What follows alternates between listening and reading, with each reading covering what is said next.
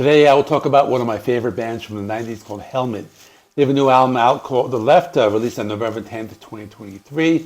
This video will answer your questions like what happened to the band, are they grunge, are they punk, do they have two singers? I'm going to talk about whether this is better than their last album from 2016 called Dead to the World.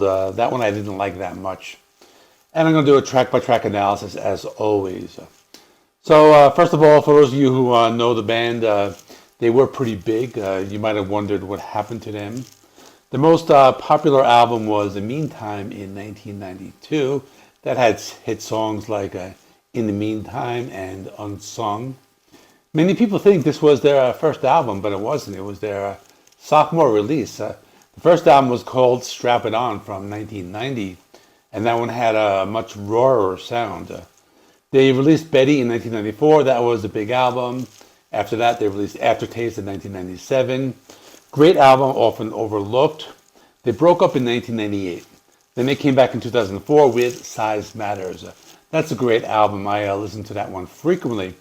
I lost track of them after that, but they released two more albums, Monochrome in 2016 and Seeing Eye Dog in 2010.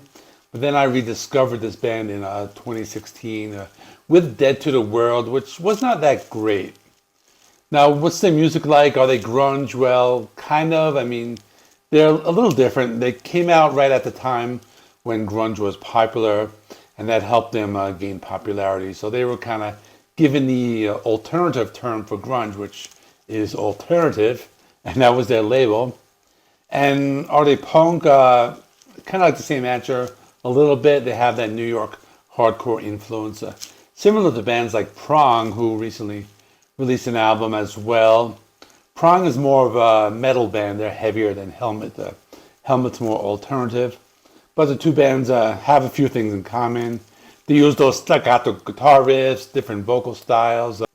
Some people also think Helmet has two singers, but it's only Page Hamilton. He plays guitar and does vocals, but he has two vocal styles, like the hardcore yelling type and the more like alternative singing style. And this has been something that made the band who they are. So now to the album. Let's go track by track. The new album, which is called Left.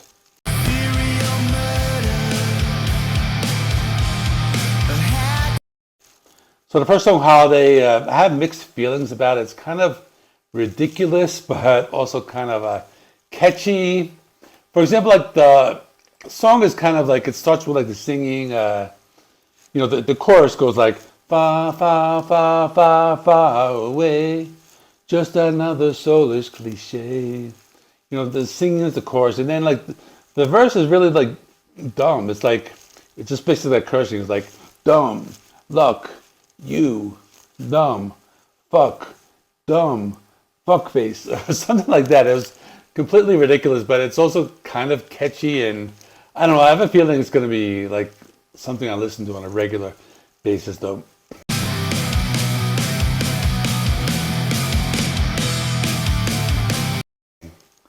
Gun Fluff is next. This is an anti-gun song. It sounds a lot like New York hardcore. The vocals are different. At some point in their career, this band started to sound like that Angel Rat era Voivod. It's still a pretty good song. The song has that noise rock component in the second half of the song as well, so that's pretty cool.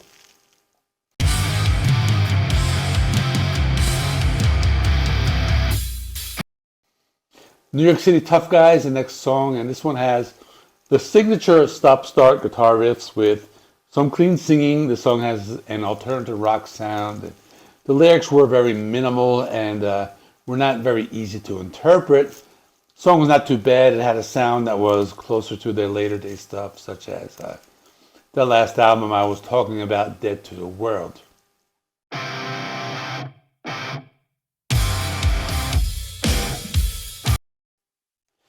Makeup is next. This is another alternative rock sounding song.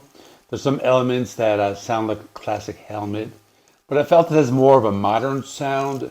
The vocals are mostly this new style of clean vocals.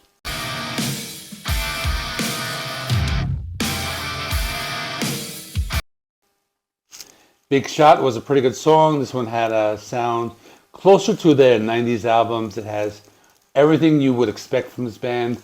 The lyrics are pretty angry. There's some harsh vocals, there's a lot of noisy guitar chords, and some haunting clean vocals as well.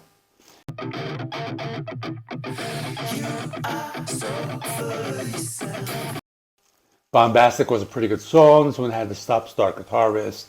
The lyrics appear to be about a corrupt politician. I'm not sure if it's about someone specific, but they mention a lot of current talking points, like who cares if I'm a boy or a girl. There's another part where he asks, like, why do you care where I come from? So it sounds a lot like politics. It's a pretty good song. It has a classic sound.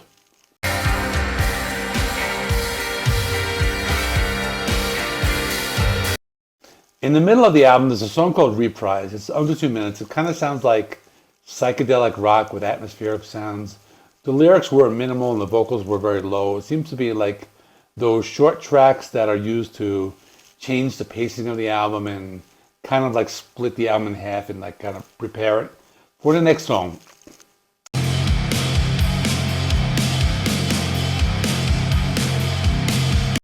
Dislocated is a very old school sounding Helmet song. Has hardcore vocals, grunge guitar riffs, has both the clean and harsh vocals, and they sprinkle a lot of rock guitar fills in the song, almost like early Nirvana and Helmet, mixed with a little classic rock influence. So for those of you who like Easter eggs, they say the name of their first album, Strap It On, in the lyrics.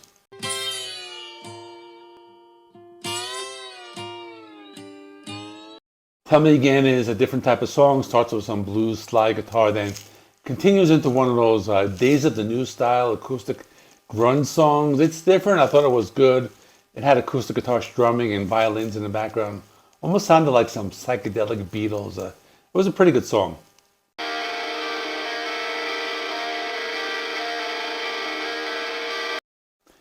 Powderpuff is the penultimate song. This one was not too bad. It had their signature noise rock guitar chords and clean singing. If I have any complaints, I think the song feels a little slow, but it's not too bad for an alternative rock track.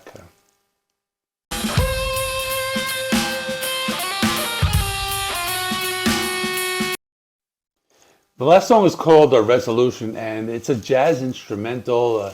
It's not bad. It kind of sounds like the soundtrack to those old Ron Jeremy movies from the 70s. I don't know much more to say about it. It's kind of like jazz meets alternative rock. Now for my final thoughts, it was not too bad. Better than Dead to the World, but not as good as anything released before 2004. I think this will have some replay value. I thought it was okay on the first listen. It got better after the second spin. Sounds more like modern Helmet than it does with albums like Meantime or Betty, but songs were catchy. It's also very short. It's 30 minutes long. It goes by quickly. My score is an 8 out of 10. Let me know in the comments what you thought. Check out my classic album review of Meantime for its 30th anniversary. Please like this video. It helps me with the YouTube algorithm. Please subscribe, and I will see you in the next one.